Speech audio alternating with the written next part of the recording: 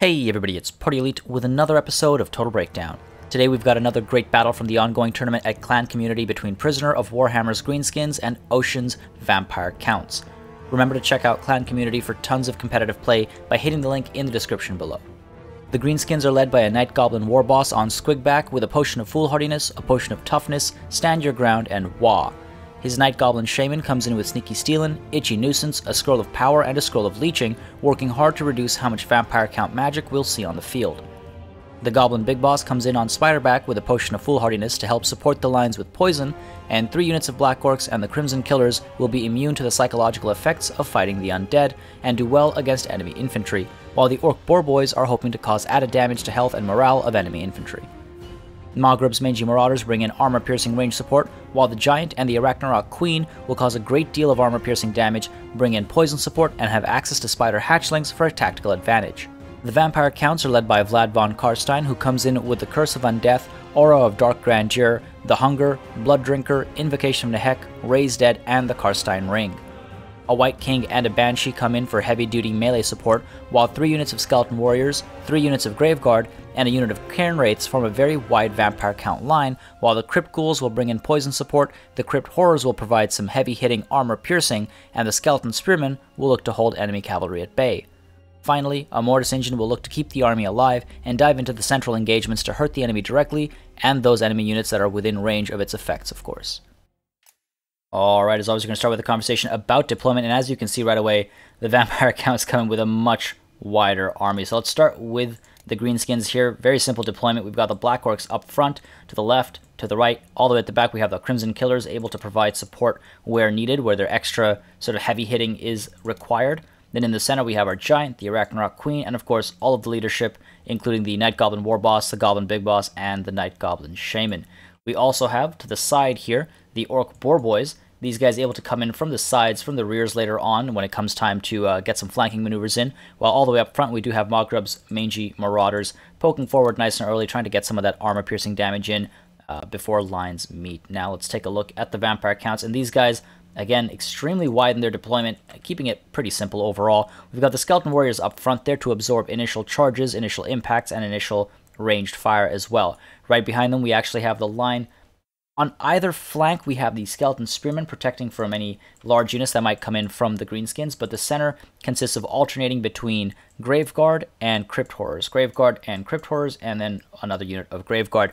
These guys, again, sort of mingling the poison support alongside the anti-infantry damage, so they can work together nicely to take care of units, and probably suspecting, or rather that way, probably suspecting some Black Orcs, so trying to use poison to reduce their attributes. And we also have the Crypt Horrors themselves right behind the Crypt Ghouls, bringing in their armor-piercing and additional poison support. So sort of stacking up there, while on the far left we do have these Cairn Wraiths, and again, back in the center, all the leadership, we do have Vlad von Karstein, the White King, the Banshee, and then the Mortis Engine back here as well.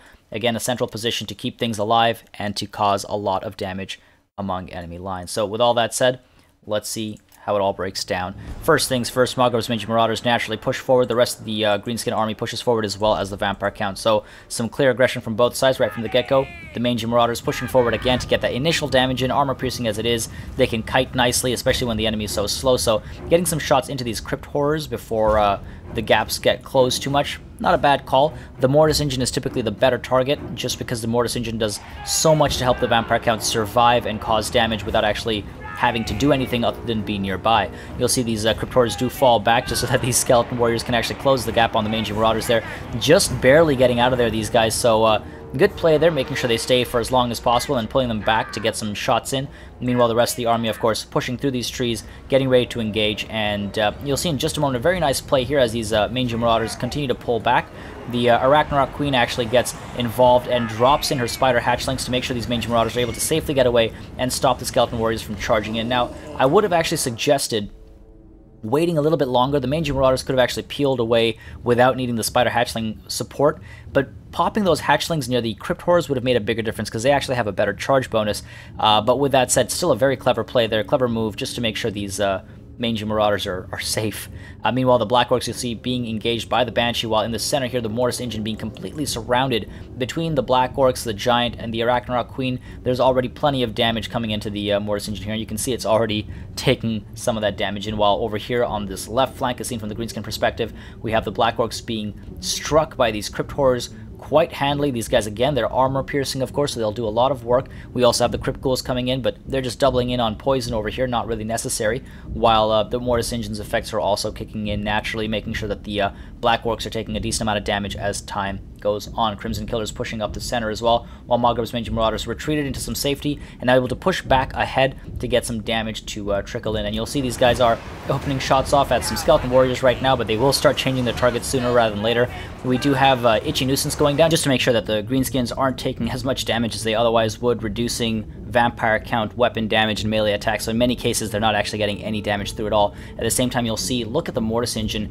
The amount of damage done there is absolutely tremendous. Focus down nice and early. It's at just above half health right now, so good job there. Mortis Engine, high value target, important to take care of it ASAP. Meanwhile, we have some Skeleton Warriors here. The ones that actually got engaged by the Spider Hatchlings, already very low on morale. Critical binding right now. Their health is dropping pretty quickly as well, so good overall play there. Shutting that down. But you'll notice as all that is happening, the vampire counts make a very crucial mistake, and it's very clear to see, as you can see these guys funneling in. When you have that much width over your enemy, it's very obvious what you need to do. If those Crypt Horrors, rather than just diving into the Black Orcs here and here, if they'd just been sent around the sides and coming from the rears, Black Orcs would have given up. Again, these guys are immune to psychology, which means they're not going to just stop fighting. They're not going to just run away out of fear and terror, so you have to cause harm to their morale in other ways, and the best way to do that is surrounding them, get a rear charge in on them, cause a lot of damage at once, and of course, scare them from the fact that there's some giant monsters coming in from behind them. At the same time, you'll see we do have Invocation from the Heck going down in the center here, just trying to keep the Mortis Engine alive, as well as some of these stray units here, the Skeleton Warriors down there, needing a little bit of help, these Crypt Ghouls as well, needing some assistance. So that Invocation from the Heck doing a lot of work, but unfortunately the Mortis Engine is not going to survive. The Crumbling is kicking in right now, so it's taking a lot of damage, plus the Spiders on it, the Giant's still beating away nearby. So a lot of damage going through, and another Itchy Nuisance goes down, just making sure that the Mortis Engine and some of these high-value units over here as well, the Graveguard, the Cairn Wraiths aren't getting too much work done,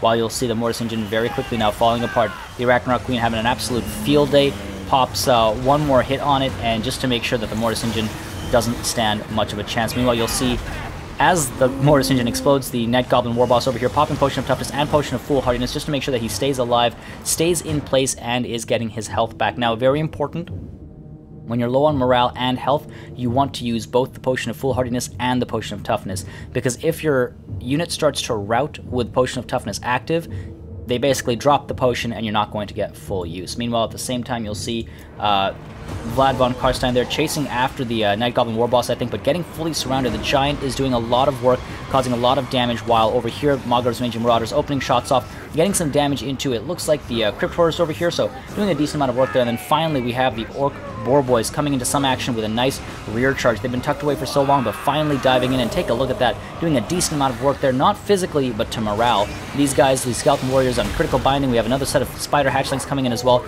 just to provide some assistance with some poison damage. And now once again, pulling away. These Orc Boar Boys very well micromanaged here, get a nice charge in there, pulling them out and getting ready to send them in once more. Meanwhile, on the right over here, you'll see Vlad von Karstein very badly hurt. These Skeleton Spearmen trying to push in and keep him alive and safe from the Giant. White King as well, terribly hurt back there. These Crypt Ghouls trying to do some work as well. The Night Goblin Warboss hunting after Vlad as well, but obviously the ring's going to get active pretty soon. But before we look at that, take a look at this charge coming from these Orc Boar Boys. Another beautiful charge, just making sure that right flank, again, is seen from the Greenskin perspective, is taking a lot of morale damage. Meanwhile, on the left over here, you'll see these guys actually falling in to try and provide some support to Vlad von Karstein to try and get him out of there.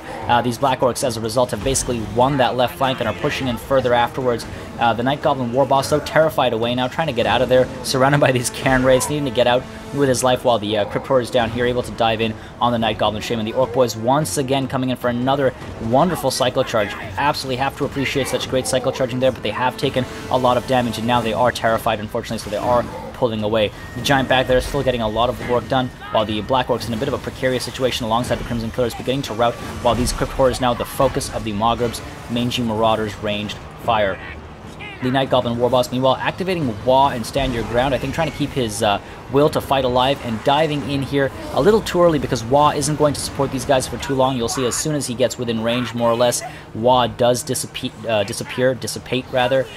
the Giant could have used a lot more of that if he just popped Wa a little bit later. Vlad, though, in a very tough situation, as you can see in there, already at his health regeneration cap. The Karstein Ring is absolutely wonderful for keeping your command structure alive when you are Vlad von Karstein, but unfortunately, he's taking a lot of damage. Meanwhile, you'll see the Mangy Marauders come in for a rear charge of their own as well, just to get some of that morale damage in. Again, if you can get these guys to crumble, it'll be absolutely wonderful. The Crypt Horrors here, as you can see, they are crumbling right now under all that range support. While the Black Orcs were beating away at them, these guys have taken a lot of damage, and they are crumbling away. Meanwhile, over here, we do have these zombies coming up to try and hold Mogreb's Mangy Marauders in place as they try to retreat. Great call there. As you can see, it's doing a lot of morale damage. These guys are not liking the zombies nearby, and of course they can't provide range support anymore, but by having the zombies over here, they're not able to come back in with some cycle charges and reduce the already severely damaged vampire count morale. They are very close to crumbling, all of them. Meanwhile, over here you'll see the Orc Boar Boys come in with another rear charge. Unfortunately, the Banshee is there to absorb the brunt of it, chasing after the Night Goblin Warboss, but ultimately drawing the ire of all these Orc Boar Boys as well. The Ragnarok Queen as well, pushing in to try and damage the Banshee there, as you can see, tossing her aside a little bit, causing a decent amount of damage, allowing the Night Goblin Warboss to stay alive. But these Crypt Horrors over here, they are starting to crumble away. They're going to fall apart, while you'll see the Giant here trying to protect it with Itchy Nuisance once again, as the Giant gets completely surrounded. But the Banshee, though, chasing after the Night Goblin Warboss, trying to shut him down once and for all, because of course, if Greenskin leadership does fall at this point, the vampire counts will take the day. Unfortunately, though, the Giant, again, fully surrounded by all these troops, taking a lot of damage, especially to morale, dropping very quickly there, not wanting to stick around and fight, but trying to get some damage out as well, while Vlad von Karstein as well is pushing in.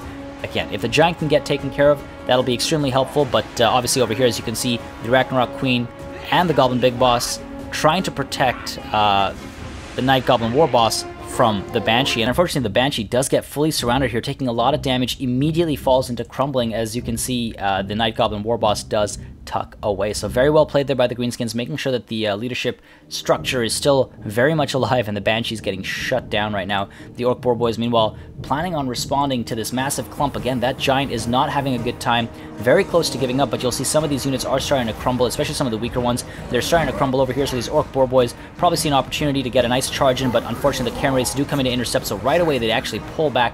Well, very well played there. Charging against the Cairn Wraiths, not really a great idea because they have such high physical resistance, so pulling away and now trying to dive back into the Banshee to prevent it from getting involved in this central situation. Again, they could have been cycled around further back, but nonetheless, the Banshee does completely crumble, disintegrate away, but the Cairn Wraiths still willing to fight here, diving into the Arachnarok Queen, trying to hold it away from this central engagement, while the Giant does get scared off finally as the rest of the Vampire Count army is pushing in towards this, towards the Arachnarok Queen, trying to get a surround on it perhaps, trying to shut it all down, and the advantage is very much in the Vampire Count's court right now. These guys are significantly larger in number, they can get a full surround in, they can potentially scare the Arachnarok Queen off with some rear and side charges, though they have to be careful about some of these units that are crumbling away. You'll see these Crypt Horrors as well taking a big hit there. Wa does go down, trying to provide some support to what little is left from the Greenskins here. The Black Orcs as well diving in to try and provide some support. Night Goblin Warboss being terrified off by these Cairn Wraiths, unfortunately, and the Arachnarok Queen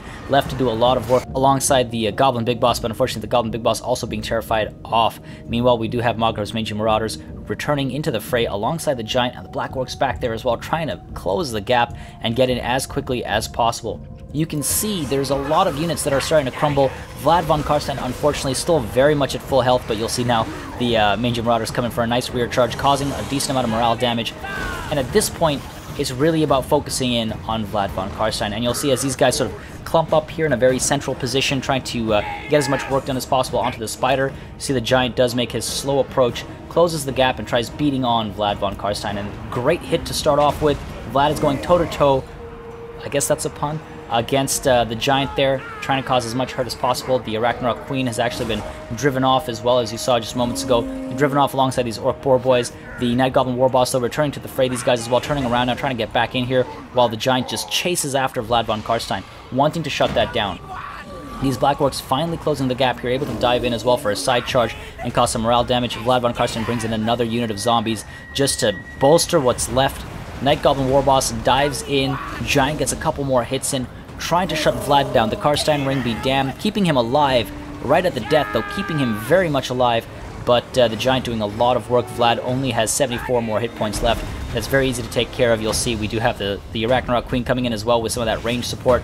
These guys are quickly tucking away. They're falling apart. A lot of crumbling going down. And of course, it doesn't help when you have a Giant Queen and a Giant beating on your commander. So there you have it. Vlad von Karstein does fall apart, and instantaneously everything starts to crumble for the Vampire Counts. These guys are all falling apart. The only thing that isn't crumbling away are these zombies that were raised from the dead, because they are, of course, unbreakable. So very well done there. The Giant now goes after these Crypt Horrors here, getting a nice hit there, making sure that these guys aren't able to come in and do a decent amount of work either, because of course they have poison support, they're armor piercing, they can do a lot of work, so the Giant just trying to shut these guys down. So we'll just kick it up a notch here.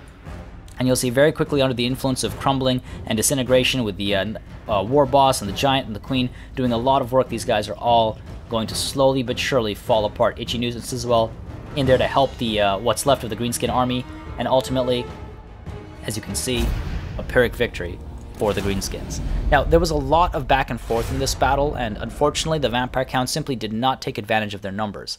Black Orcs are immune to psychology, so they must be surrounded, charged, and damaged in great deals in a short order of time. Otherwise, they will confidently stand and fight against most enemy units. There were several opportunities to surround the Greenskins and destroy their will to fight, but instead, the Greenskins were able to fully surround the clumped up Vampire Counts near the end there and force them to crumble by cutting off the snake's head. As always, make sure you subscribe to this channel for more Total War content and keep sending in those battle replays. Said it countless times, I think it's one of the best ways to learn, and it's always nice to highlight great battles from the community. Thank you very much for watching, and I'll see you on the battlefield.